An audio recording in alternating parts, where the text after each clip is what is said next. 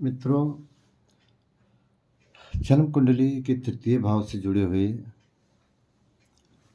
सूत्र की चर्चा यहाँ की जाएगी। हम यह देखने का प्रयास करेंगे कि तृतीय भाव से फलादेश किन नियमों के तहत करते हैं। सबसे सर्वप्रथम हम यहाँ पे एक कुंडली का निर्माण करते हैं जो कर्क लग्न की है। 4, 5, 6, 7, 8, 9, 10, 11, 12, 1, 2, 3 इस तरह से एक कुंडली का निर्माण हुआ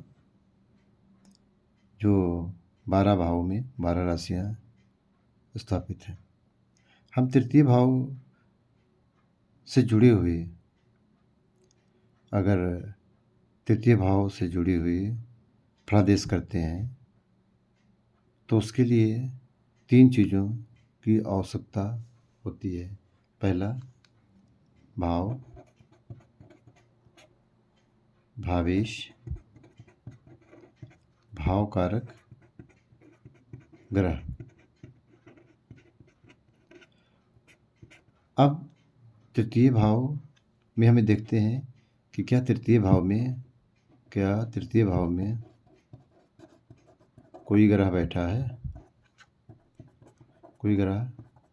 है। यदि तृतीय भाव में कोई ग्रह बैठा होता है तो हम उस ग्रह की कारकत्व को जानने का प्रयास करते हैं कि वह ग्रह उस भाव के लिए कैसा है। वह स्वराशि में है, उच्च राशि में है, मित्र राशि में है या शत्रु राशि में है, अस्त है या नीच राशि में है। ये जानने का प्रयास करते हैं, उसके आधार पर हम फलादेश करते हैं। फिर जैसे चूँकि इस कुंडली में तीसरे भाव का स्वामी बुध है। अब हम देखते हैं कि यह भावेश, तीसरे भाव का भावेश अर्थात बुध कहाँ पे बैठा है। तीसरे भाव का स्वामी जहाँ पे बैठा होता है उसके आधार पर हम तृतीय भाव की व्याख्या करने का प्रयास करते हैं। यह देखते हैं हम कि भावेश उच्च है राशि में है, मित्र राशि में है या स्वराशि में है। अगर इन तीनों में होता है तो ग्रह बली होता है, वह तृतीय भाव से जुड़े हुए अच्छे रिजल्ट देने का प्रयास करता है। और अगर वह नीच राशि में है, वह शत्रु राशि में है, वह अस्त है, तब तृतीय भाव से जुड़े हुए खराब फलों को देने का प्रयास करता है। अब ऐसी स्थिति में अगर भाव भी खराब है, भावेश भी खराब है, तो हमें देखने का प्रयास करते हैं कि तृतीय भाव का कारक ग्रह जो मंगल है उसकी क्या स्थिति है। यह अंतिम आशा होती है।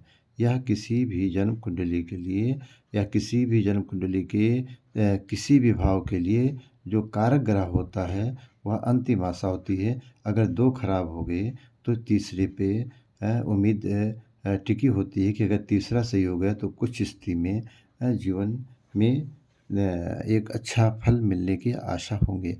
लेकिन अगर 2 के साथ तीसरा भी कारक ग्रह भी खराब हो गया, मंगल भी नीच राशि में हो गया, शत्रु राशि में हो गया, अस्त हो गया या पाप कर्तरी में हो गया या पाप ग्रहों के साथ हो गया, तो भाव कारक ग्रह भी पीड़ित हो जाने से फिर तृतीय भाव से जुड़े हुए फलों का नाश होने की पूरी संभावना हो जाती है।